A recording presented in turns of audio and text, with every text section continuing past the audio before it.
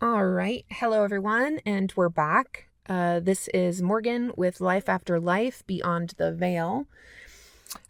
This is episode 4. You'd think a Supreme Grand Lodge would be accommodating. When you try to get permission to record a novel everyone should know about, but the ancient and mysticals ghost you.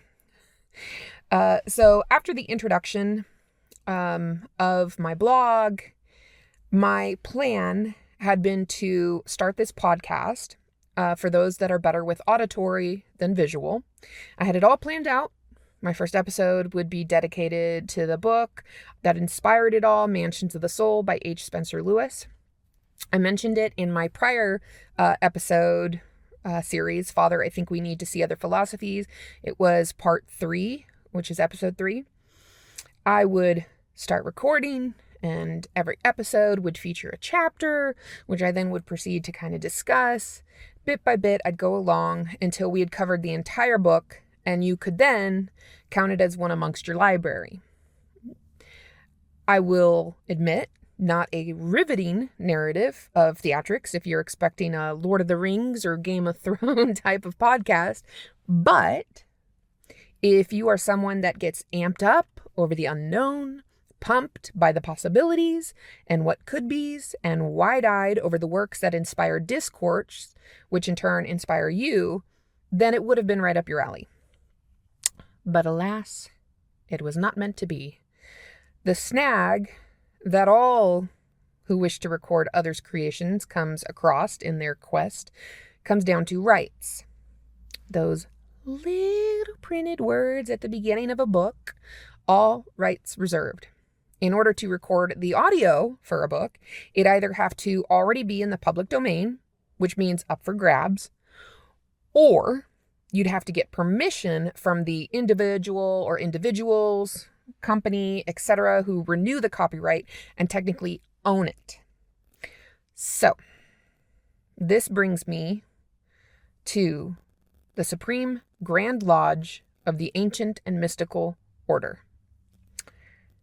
Yes, in all seriousness, that is their name. I'm omitting certain parts of it in order to maintain their anonymity. Of course, I can't stop any of you from going on your own little scavenger hunt to find out what the rest of it is, but out of my hands. And I'm also not putting down anybody that happens to participate in a lodge or anything like that. This is for everybody else that is not part of a lodge that did not even think that these types of things exist. They do. Anywho, I digress.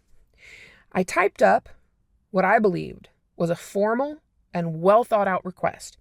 I mean, date, name, address, to whom it may concern, how the book had changed my life, the respect I'd hoped to pay it, and all those I'd wished to share it with. I was so sure I'd get a positive response. I mean, how could I not? My spouse, of course, being the realist, said that they wouldn't respond. I told him to bite his tongue. I said something else, but we'll say I told him to bite his tongue. If you put it out there, it'll come back to you. Positive thoughts, positive intentions. They'd see my sincerity and wholeheartedly approve. 1 week passed. 2 weeks passed. 1 month. 2 months. My hope dwindled as I waited with bated breath. Eventually, I had to accept it. I had been ghosted by mystics. Hangdog and a little put out, I then needed to figure out a way to continue on without my original premise. So, going forward, I will still be bringing you excerpts from pieces that have intrigued me so that it can still hopefully rouse your imagination as it has me, which I will then translate to my blog and on this podcast, being able to proceed only because I will be quoting blurbs for educational purposes. Then I will bring you my thoughts on what the writing has posed, supposed, and all the while praying you don't think it's prose. Ha. So, we're going to go ahead and start off with an excerpt. This is a summary from Goodreads. Mansions of the Soul, the Cosmic Conception. The definitive work on reincarnation and the soul. This Rosicrucian classic explains all about the soul and its cycles of reincarnation. The ideas expressed here will remove from your consciousness any fear of so-called death. Yes, that is what we're here for. That is what I hope. No fear. I believe when it all comes down to it, that is what we're all afraid of. At our most basic and fundamental level, death. The idea of not existing, our sense of self, our soul, becoming nothing. It goes against our natural instinct of self-preservation. I know deep down that's what I was afraid of.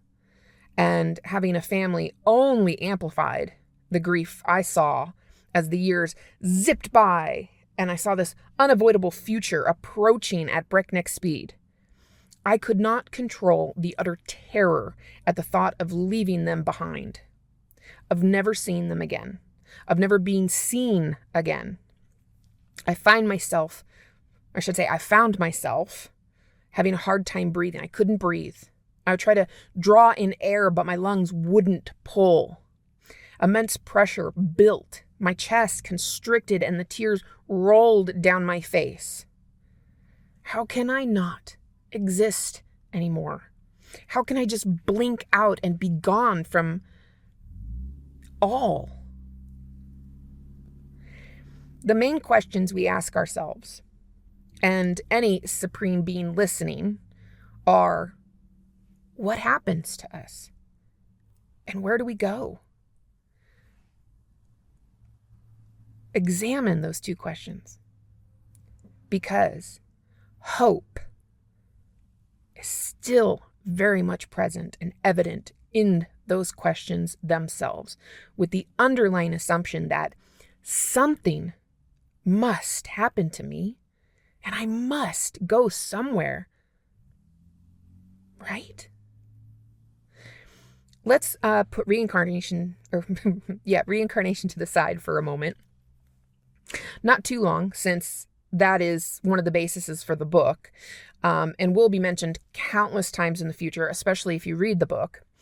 The real point that I pulled from this reading and hope to impart with you as we go along and move forward and I talk about this book, first, is that our soul is who we are, not our body. Second, just as we came from somewhere, our conscience not just poofed into existence, will return there once again. How many times we return is only known between our future selves and our Creator. This book, then, is an attempt to explain in non-technical language and without religious bias or prejudice the reason for the incarnation of a divine soul in a physical body and the purpose or mission of that soul in a physical body on this earth plan. Mansions of the Soul, Mr. Lewis goes on to say that the doctrine of reincarnation does not bring in its understanding a newer and different viewpoint of life, resulting in more contentment and more harmonious cooperation with nature's laws, is simply in the nature of the laws revealed, but that the newer viewpoint and that the contentment which comes with the understanding of the doctrine of reincarnation in no way lessens the seriousness of life or makes man immune to the sufferings and tribulations which he must endure. Chapter 2, Mansions of the Soul. Just as the above states, Mr. Lewis's goal was not to induct you into a new religion or new form of worship, whether you have religion or don't. His mission was not biased against or towards any belief. He simply wanted to share with you a philosophy he deemed absolute that would not erase any one system, but instead hold hands with all of them.